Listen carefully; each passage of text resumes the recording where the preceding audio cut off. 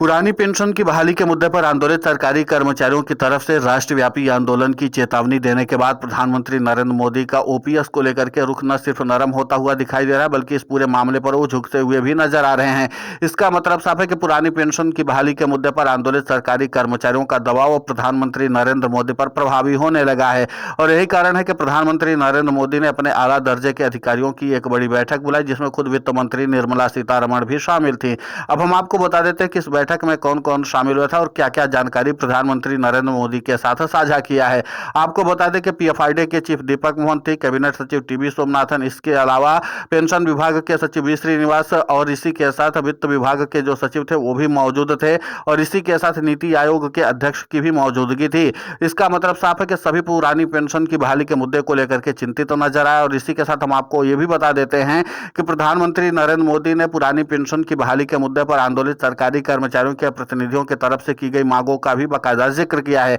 यानी एक तो यह है कि हुबहू पुरानी पेंशन की बहाली की मांग और दूसरी सबसे बड़ी मांग जो है कि 40% अतिरिक्त बजट की मांग। इन दोनों चीजों को लेकर के प्रधानमंत्री नरेंद्र मोदी ने इन सभी आला दर्जे के अधिकारियों के साथ व्यापक मंत्रणा की है। और इसका मतलब साफ है कि प्रधानमंत्री नरेंद्र मोदी को इस बात का अंदाजा हो चुका है कि आज नहीं तो कल पुरानी पेंशन की बहाली के मुद्दे पर उनको एक बड़ा फैसला लेना ही पड़ जाएगा। इसके अलावा सीएपीएफ के जवानों के प्रतिनिधियों की तरफ से की गई मांगों को लेकर के भी प्रधानमंत्री नरेंद्र मोदी ने गंभीरता से न सिर्फ विचार किया है बल्कि इस बात पर भी फैसला किया कि आखिर अगर सुप्रीम कोर्ट की तरफ से फैसला आता है तो फिर हमारे लिए क्या विकल्प तैयार होंगे। जाहिर सी बात है कि केंद्र की नरेंद्र मोदी सरकार को पता है कि अब सीएपीएफ के जवानों के प्रतिनिधियों के मामले को हम बहुत दिन दबा नहीं सकते हैं, क्योंकि सीएपीएफ के जवान के प्रतिनिधि भी पुरानी पेंशन को लेकर के काफी ज्यादा गंभीर हैं और बहुत जल्द इस पूरे मामले को लेकर के सुप्रीम कोर्ट में सुनवाई करने के लिए अपनी लिस्टिंग तैयार करवा लेंगे। इसका मतलब साफ है कि प्रधानमंत्री नरेंद्र मोदी को सबसे पहले तो सीएपीएफ के जवानों की पुरानी पेंशन को बहाल करना पड़ेगा, क्योंकि सुप्रीम कोर्ट का आदेश होगा। और जाहिर सी बात है कि जैसे सीएपीएफ के जवानों की तरफ से पुरानी पेंशन की बहाली का मांग किया जा रहा है और अगर उसकी बहाली हो जाती तो फिर उसके बाद अन्य सरकारी कर्मचारी जो हैं उनकी मांगों को भी पूरा करना प्रधानमंत्री नरेंद्र मोदी की नैतिक जिम्मेदारी हो जाएगी। हालांकि अभी तक सूत्रों के हवाले से मिली जानकारी के अनुसार यही बात निकल कर सामने कि प्रधानमंत्री नरेंद्र मोदी 40% अतिरिक्त बजट जो है वो रिजर्व रखेंगे, लेकिन उसका ऐलान बजट में नहीं किया जाएगा, बल्कि उसको इसलिए रखा जाएगा कि अगर किसी स्थिति पर हमको पुरानी पेंशन की बहाली करनी पड़ जाती है या चारों पेंशन प्रणालियों में से किसी एक पर ज्यादा निवेश करने की जरूरत पड़ती है तो प्रधानमंत्री नरेंद्र मोदी उस रिजर्व बजट का इस्तेमाल कर सकते हैं। इतना ही नहीं, आपको बता दें कि पुरानी पेंशन के अलावा भी और पेंशन प्रणालियां हैं जिस पर प्रधानमंत्री नरेंद्र मोदी को अच्छा खासा खर्च करना पड़ जाएगा। सबसे पहले हम बात कर लेते हैं यूनिफाइड पेंशन स्कीम की, क्योंकि 1 अप्रैल 2025 को लागू की गई प्रधानमंत्री नरेंद्र मोदी की महत्वाकांक्षी पेंशन योजना है। और इसको लेकर के यह है कि अभी तक ये स्टे ठप पड़ी थी, क्योंकि सबसे अहम बात यह थी कि इसके लिए अतिरिक्त बजट का अलॉटमेंट नहीं हुआ था, यानी केंद्र ने बहुत ज्यादा बजट नहीं दिया था। अब बजट भी बढ़ाना पड़ेगा, क्योंकि आगे समय में जो सरकारी कर्मचारी हैं लगभग 1,30,000 के आसपास उन्होंने स्वीकार कर लिया है, तब इस योजना को क्रियान्वयन करने के लिए भी तो पैसे चाहिए। इसलिए एक अच्छी खासी मोटी रकम जो है वो सीधे तौर पर यूनिफाइड पेंशन स्कीम में जाने वाली है।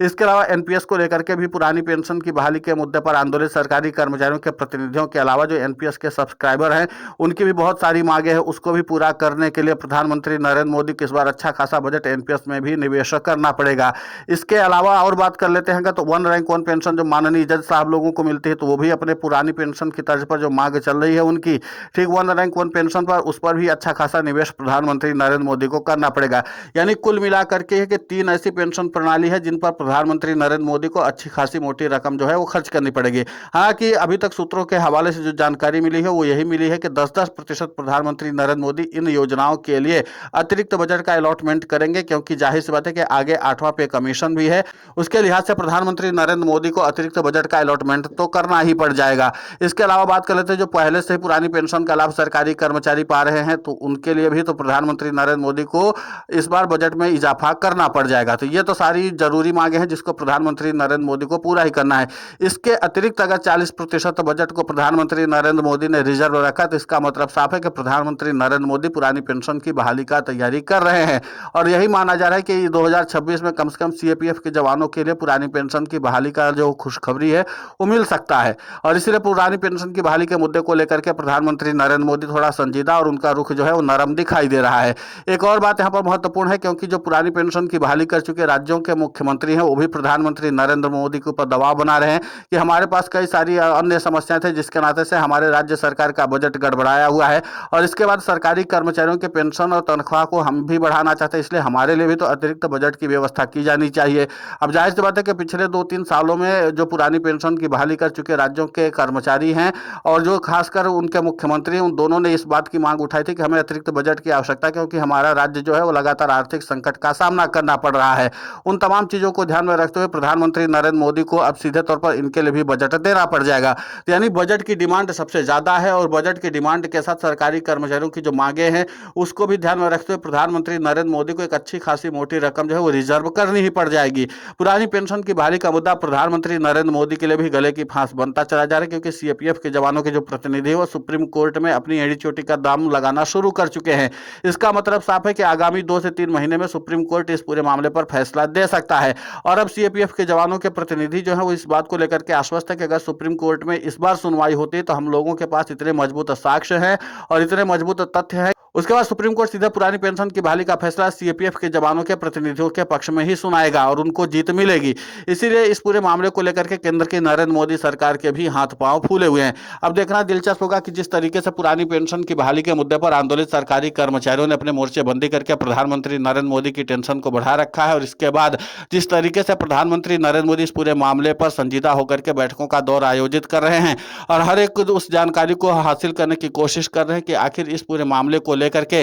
निपटारा कैसे किया जाए, क्योंकि 1 अप्रैल 2025 को लागू की गई यूनिफाइड पेंशन स्कीम को इन्हीं पुरानी पेंशन की बहाली के मुद्दे पर आंदोलित सरकारी कर्मचारियों के प्रतिनिधियों ने बट्टा लगाया था। अब इसी के नाते से प्रधानमंत्री नरेंद्र मोदी ने पेंशन विभाग के सचिव वी श्रीनिवास से बाकायदा बातचीत की और उनसे इस बात को जानने की कोशिश की कि आखिर इस पूरे मामले को लेकर के क्या कुछ और रणनीति बदली जानी चाहिए, जिसके नाते से जो अन्य सरकारी कर्मचारी हैं उसको स्वीकार कर रहे और फिर से यूनिफाइड पेंशन स्कीम अपनी रफ्तार पकड़ ले। आपको बता दें कि ईडब्ल्यूएस ने भी फिलहाल यूनिफाइड पेंशन स्कीम की फाइलों को रोक दिया है और इस बात का संकेत दिया कि इस पूरे मामले पर कई सारी पेचीदगियां हैं और कई सारे विवाद चल रहे हैं। इसलिए जब यूनिफाइड पेंशन स्कीम पर फैसला नहीं आ जाता तब तक इस मामले पर कोई भी विचार नहीं किया जाएगा, इनकी फाइलों को आगे नहीं बढ़ाया जाएगा और वो फाइलें तब आगे बढ़ेंगी जब केंद्र की नरेंद्र मोदी सरकार के द्वारा यूनिफाइड पेंशन स्कीम में अच्छा खासा पैसा निवेश किया जाएगा। अब उस तमाम निवेश को लेकर के भी उहापोह की स्थिति बनी हुई है और पेंशन विभाग के सचिव ने भी इस पर कई सारी जो पुरानी पेंशन की बहाली के मुद्दे पर आंदोलित सरकारी कर्मचारियों की मांगे थे उसका भी जिक्र किया है। अब देखना महत्वपूर्ण होगा कि वित्त मंत्री निर्मला सीतारमण और खुद प्रधानमंत्री नरेंद्र मोदी इस पूरे मामले पर क्या कुछ विचार करते हैं।